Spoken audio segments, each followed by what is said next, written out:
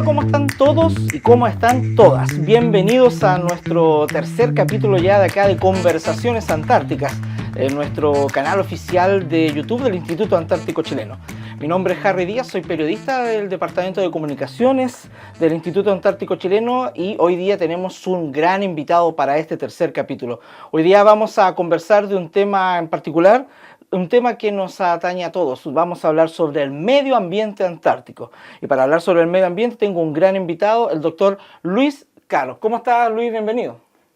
Muchas gracias, Harry. La verdad es que estoy muy contento y también muy agradecido de participar en esta tercera convocatoria y también agradecido también del INACH, que es el instituto que me ha formado junto a este gran grupo de profesionales para poder estar hoy contando de esto tan importante que es la naturaleza, que nos rodea en todas partes. Sí, la importancia que tiene el medio ambiente y la gran mayoría y todos los investigadores e investigadoras que trabajan en el Instituto Antártico Chileno en pro del medio ambiente de este continente blanco que nos apasiona a todos y a todas, a nosotros y a ustedes que nos están mirando en esta plataforma. Voy a comenzar, Luis, no sé, para que te presentes un poco, dime un poco cómo es tu formación, cómo llegaste al instituto, dónde estuviste anteriormente. Perfecto. Sí, yo soy biotecnólogo de formación. Biotecnología es básicamente la aplicación de la biología. Y es que yo siempre quise hacer cosas ejecutables, cosas que tuvieran un impacto lo más rápido posible. ¿Ya? Entonces, por eso también después hice un doctorado en ingeniería, para justamente ir hacia la aplicabilidad. Y después, al final del doctorado, digamos que en los últimos 2 años, quería tomar acción en la naturaleza, generar acciones de conservación. Y así es como inicié desde la academia un paso hacia la industria y comencé a trabajar, como diría yo, para los malos haciendo cosas buenas, es decir... Ya, vamos a tener que explicar eso, vamos a tener que explicarlo, Luis. ¿Cómo es eso? Básicamente hay muchas industrias que hacen negocios en la naturaleza. ¿Ya? Y la idea que yo tenía era trabajar en la industria privada para poder, no sé, implementar acciones de conservación dentro de sus faenas. Aquí mismo en Magallanes, por ejemplo, hay rutas nuevas de construcción de carreteras que van hacia lugares emblemáticos como las Torres del Paine o hacia lugares nuevos como caminos de penetración, claro, que irrumpen en lugares prístinos. ¿Eras como un infiltrado? Sí, era un infiltrado y ahí quería, por ejemplo, instaurar letreros para evitar que los autos circularan muy rápido, para, por ejemplo, evitar el atropello de fauna, o en estos caminos de penetración que básicamente rompen con todo, montañas, bosques. Yo quería trasplantar los árboles desde estos sitios a los costados para poder evitar que fueran arrasados por la motoniveladora, digamos. Y en ese trabajo, Luis, cuando estuviste en estos, antes de llegar a INACH, obvio, ¿te sentías solo o había gente que te apoyaba todavía en tu cruzada proambientalista? Normalmente los grupos de medio ambiente en las instituciones, en las organizaciones son pequeños, son reducidos. Ya.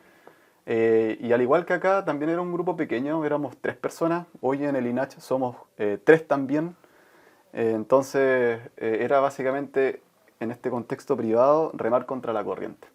Entonces siempre era el que ponía más difícil las cosas en el contexto que ya estaban. Entonces, pero era mi pasión y básicamente yo iba con todo nomás y lo enfrentaba ya con mi voz, etc. Ya. Ajá. Ahí viene el tipo de medio ambiente. Oh. Es que el tipo de medio ambiente tiene como 2 perspectivas. Uno que es como muy legal. ¿Ya? Así como sigan la normativa, su calidad de agua tiene que cumplir con la normativa y no pueden descargar esto. Y hay otro aspecto que no es tan legal y que tiene que ver más con educación. Ya. Y hay que formar a las personas en términos de segregar los residuos cuando botan la basura, en términos de, no sé, tener un respeto cuando uno va a un parque nacional, no alimentar a la fauna, llevar a tu perro con una correa. Una correa y recoger los residuos. Claro, entonces todo ese tipo de cosas es súper importante y tiene que ver más con un aspecto de comportamiento. Y hay como 2 visiones, o sea, como está como las cosas malas, comillas, que podría hacer alguien por desconocimiento, y las cosas malas que uno hace a propósito. Por supuesto. Claro. Entonces, claro, y en ese sentido a los humanos no nos gustan que los reten, entonces hay que entrar siempre por el lado bueno, por el lado conversar, dialogar, que también es el gran contexto del sistema del Tratado Antártico, un diálogo entre las partes diferentes y gracias a eso también se consiguen acuerdos, siempre en una atmósfera, digamos, más amena, más amistosa, más familiar.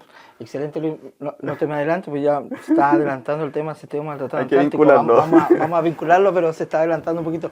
Luis, cuéntame, bueno, ¿y cómo llegaste a INACH? ¿Cuánto tiempo llevas en INACH? ¿Cuál es el trabajo específico que estás haciendo acá con la parte de los otros profesionales que trabajan contigo? Sí, pienso que para el instituto era atractivo este profesional que por un lado estaba formado en la academia y por otro lado que tenía experiencia en la industria privada en términos de gestión ambiental. Ya. Y básicamente el INACH tiene un componente fuerte que es logístico y básicamente es como una pequeña faena que se desempeña en Antártica y que tiene que cumplir con todas estas normativas ambientales. Y claro, yo tenía ese perfil porque estaba trabajando como coordinador ambiental en esta otra empresa. Y por otro lado, el perfil académico era importante porque el INACH tiene un componente fuerte científico. Entonces vincular lo ambiental con la investigación era importante, estratégico tal vez para INACH. Y entonces ahí yo creo que es lo interesante de por qué fui llamado y finalmente terminé felizmente siendo parte de este equipo. Oye, Luis, una consulta, y quizás también es una consulta válida que se hace las personas que nos están mirando hoy en día, de todos los proyectos que coordina el Instituto Antártico Chileno con otras instituciones en Antártica, hay un impacto, entonces se evalúa eso, dónde van los investigadores, a qué sector pueden ir, a qué sector no pueden y qué pueden hacer y qué no. Sí, eso, al igual que como para vincular un poco los temas, el desarrollo de la actividad antártica tiene un componente nacional que es legal, ya. Y también tiene otro que es formativo, que es lo que estábamos hablando de, básicamente, educativos, ¿ya? Y en ese contexto de las personas que van a la Antártica, que son logísticos, científicos, principalmente, por supuesto que están enmarcados en un contexto legal. Un contexto legal que, por ejemplo, nos dice que todas las actividades en Antártica deben someterse a una evaluación de impacto ambiental. Ya. Entonces, el propio INACH lleva a cabo las expediciones científicas antárticas, ahora vamos a comenzar las 62, Ya. y todo esto que lleva aproximadamente 40 y algo promedio proyectos a terreno, están evaluados en una evaluación de impacto ambiental. ¿Qué quiere decir esto? Que básicamente el investigador que va con una ballesta a sacar biopsias, pequeños pedacitos de piel de una ballena, tiene que estar evaluado en términos de que el N de muestras que va a recolectar está considerado y no va a afectar la diversidad y la abundancia de estas especies. O por ejemplo que una investigadora que va a recolectar líquenes tampoco va a afectar la abundancia local de esta vegetación en un cierto sitio. Claro, tiene cierta cantidad en su muestreo en terreno, tiene cierta cantidad de muestras que tiene que traer también. Claro. No puede traer más de tampoco lo que dice que va a traer, ¿cierto? Sí, ese es el contexto, digamos, nacional en el cual se evalúan las actividades científicas, por ejemplo. Y también en Antártica hay sectores donde los y las investigadoras pueden caminar y hay otros que están protegidos. Sí, ahí quiero pasarme para un lado medio filosófico. Adelante, pásese para el lado filosófico. Porque la verdad es que sí, una herramienta del sistema del Tratado Antártico son las SAEP, que son las zonas antárticas especialmente protegidas. Y esta básicamente tiene como principal razón de ser la protección de un valor especial. Y este valor especial puede ser arqueológico, porque la Antártica tiene una historia potente y muy reciente, digamos. Es el único continente que no tiene pueblos originarios, por ejemplo. Entonces, claro. Sí, entonces la historia de la caza de ballena y de foca es muy importante y toda esta historia es importante de conservar y hay zonas especialmente protegidas que conservan estos valores. También hay valores naturales que tienen que ver, por ejemplo, con un glaciar o con un lago subglaciar que está, por ejemplo, oxidándose en contacto con la atmósfera y produce un efecto, no sé, de cascada de sangre, ¿ya? Entonces, ese valor también es único y es importante proteger. Bueno, y aquí lo filosófico es que estos lugares están cerrados. Están básicamente prohibidos para el acceso de los humanos, excepto si es que tienen alguna actividad científica que llevar a cabo allí. Previamente evaluada. Previamente evaluada también. ¿Y por qué es un poco triste? Porque básicamente es como que si los humanos no pudiéramos disfrutar o acceder a aquello más lindo porque no lo sabemos cuidar. Y entonces tiene que cerrarse. Y es triste, porque también pasa en los parques nacionales eh, eh, y sobre todo en Antártica, digamos, que está bloqueado completamente. Es como las personas, ahorita que estas personas que se compran estos juguetes y los mantienen en un plástico en su casa, es como que déjelo en el plástico porque si no este lo va a romper. Sí, de colección. De colección. Ujú. Bueno, es una visión también de muchos, o sea, mucha gente tiene la visión de que dejen la Antártica como está, no vayan más. Pero también está la visión de necesitamos ir para poder comprender nuestro comportamiento humano hacia el futuro. Sí, ese tema que tú mencionas, Harry, es súper importante porque para que entendamos las actividades económicas que se pueden desarrollar en la Antártica están solamente limitadas al turismo, ¿ya? No se puede realizar extracción de minerales, eh, ni tampoco instalar un McDonald's, etcétera, en una estación científica, ese tipo de cosas no. Pero sí se puede hacer turismo y claro, ahí también está, contrasta Claro. esto de que van llegando hordas de científicos año a año y con una tendencia a aumentar, pero también es importante que las personas conozcamos dónde vivimos, el planeta en el que vivimos y cómo está conectado con lo demás y cómo también hay un concepto que utilizan las empresas de turismo que es cómo podemos ser embajadores antárticos. ¿Ya? Y básicamente llevar este mensaje de protección de la naturaleza hacia más lejos que el continente blanco. Ya. Y claro, se da solamente si lo conocemos, que esta frase súper cliché que no lo conocemos, no lo cuidamos hasta que lo conocemos. Hasta que lo conocemos. Sí. Bueno, qué interesante, uno podría estar conversando mucho rato específicamente con Luis sobre el tema del medio ambiente, el cuidado de la Antártica y este continente blanco que, como dije anteriormente, nos apasiona a todos. Pero una pregunta, lo voy a preguntar a Luis, hace un tiempo atrás llegaste al polo. Sí, tuve la suerte. Cuéntanos un poco, la gente quiere saber cómo fue esa experiencia y algunas particularidades que tiene la ida al polo. No cualquiera puede decir que estuvo ahí. Cuéntanos un poquito cómo llegaste o cómo se dio. Sí, asimismo como llegué al INACH y comencé a formarme Ya. y también agradezco esta oportunidad, también agradezco mucho esta posibilidad de haber ido al Polo Sur junto a nuestro director y también justo a un destacado investigador que estudia los glaciares en Antártica, Ricardo Jaño. Y bueno, fuimos los tres en una comitiva de otras 33, una delegación de otras 33 personas, incluyendo el presidente de la República. Y básicamente es bien, es bien meritorio ir al polo. Yo una vez a la inteligencia artificial le ¿Ya? pregunté cuántas personas habían llegado al polo, polo sur geográfico, ¿ya? Porque hay el polo sur de más difícil acceso, el magnético, etc. Claro. Y básicamente la IA dijo no más de 5.000 personas. Y después hice la misma pregunta al Everest, que también parece como una zona remota, difícil de acceder, pero ahí habían ido millones de personas. Pero, claro. Entonces estamos hablando de 2 órdenes de magnitud más, de 1.000 a... Es un grupo muy exclusivo.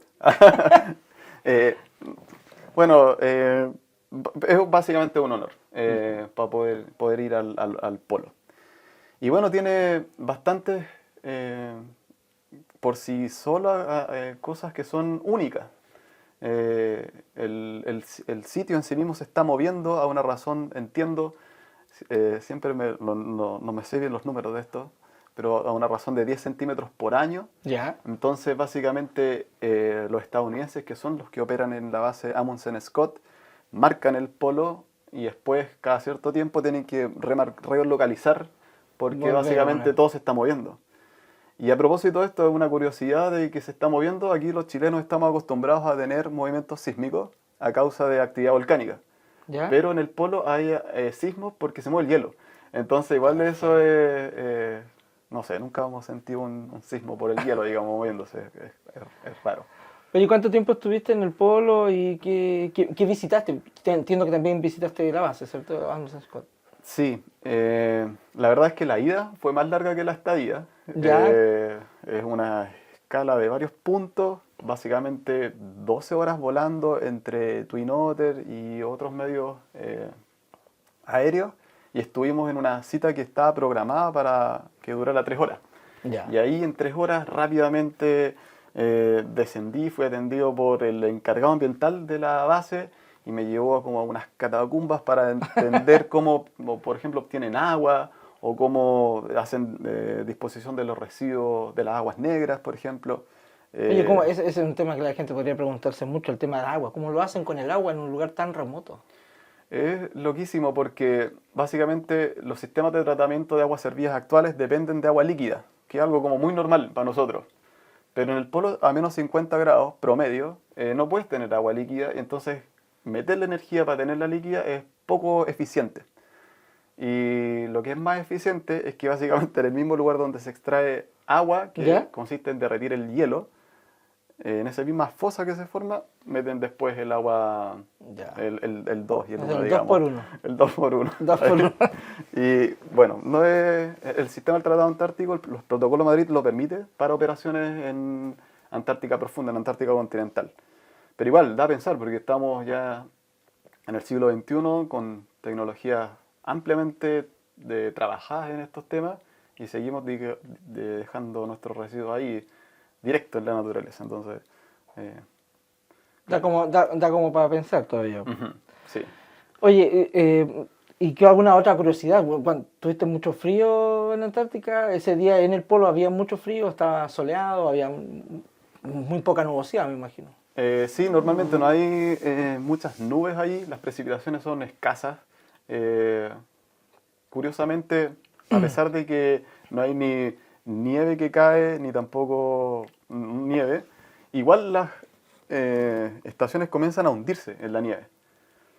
Pero esto ocurre porque básicamente el viento que hay empieza a cubrir, a tapar las estructuras. ¿Ya? Y por ejemplo la antigua base del Polo Sur, que era como una cúpula, terminó casi enterrada en el hielo y lo tuvieron que sacar de ahí y armar otra nueva sobre unos pilares. De tal forma que la base quedara unos 2 metros sobre el hielo, ¿ya? y entonces por debajo pasa la nieve con el viento, etcétera, y ya no se cubre más, digamos. Oye, podríamos tener solo un capítulo hablando de lo que es la Antártica profunda, lo que es Glaciar Unión y más hacia lo que es el polo. Cuéntame un poco, Luis, ¿cuáles son algunas medidas o cómo se ve el futuro del tema medioambiental antártico, principalmente? Más que las medidas que puede tomar Chile, medidas que toma el mundo para proteger este continente. ¿Cómo ves tú esas medidas a futuro? Ahora que también estuviste en reuniones internacionales, entiendo también. ¿Cómo ves tú eso a futuro? ¿Cómo se ve? Como lo veo es básicamente, es vinculado a esto inicial, ¿ya? Que básicamente la Antártica nunca tuvo un pueblo originario. Ya. Entonces los humanos, desde ese minuto ya tenemos la posibilidad de hacer algo mejor de cómo lo hemos ido haciendo a medida que nos vamos propagando por el planeta, por los diferentes continentes. Es decir, ahí ya no va a haber un genocidio al menos. Pero sí hubo un poco de matanza de focas, ballenas, etc. Pero eso fue el pasado, fue hace unos, no sé, 50 años atrás. Y ahora tenemos la oportunidad de compartir un continente con varios países operando allí. Y básicamente eso es importante y es bonito porque básicamente nos cuenta de cómo el territorio se puede coordinar para poder llevar a cabo diferentes actividades educativas, logísticas, científicas, turísticas. Se puede hacer bien. Claro, de todos juntos. O no sé si bien, pero se está haciendo, ¿ya? Pero más que restringir quizá alguna actividad, si tú las juntas, se puede hacer algo bien. Claro, se puede hacer algo bien. Y ahí, bueno, tú me preguntabas sobre el contexto internacional.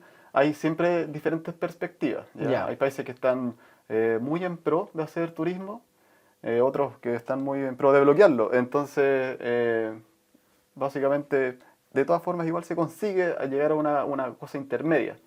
Entonces, se logra y hasta ahora parecen estar todos felices. Así que... o parecen muy felices. Sí. Bien, amigos, conversando con Luis, quizás da para mucho rato más hablando sobre el tema del medio ambiente o la Antártica. Como conversamos en ediciones anteriores, estuvimos con el doctor César Cárdenas hablando de áreas marinas protegidas, lo que significa CAMELAR y lo que significa la protección de los mares que circundan este gran continente. Y obviamente en nuestro primer capítulo estuvimos con Constanza Jiménez hablando sobre la divulgación, y en este tercer capítulo estuvimos a este gran invitado que es el doctor Luis Caro hablando sobre el medio ambiente y cómo como humanidad estamos trabajando en la protección de este prístino territorio. Por mi parte, me despido. Muchas gracias, Luis, por estar en este espacio y por ser parte de Conversaciones Antárticas. Y bueno, los dejo invitados para nuestro cuarto capítulo, que va a ser una sorpresa. No sé a quién vamos a tener de invitado, si en realidad sí lo sabemos, pero no se lo voy a decir ahora. Así que nos vemos. Chao. Muchas gracias, Harry.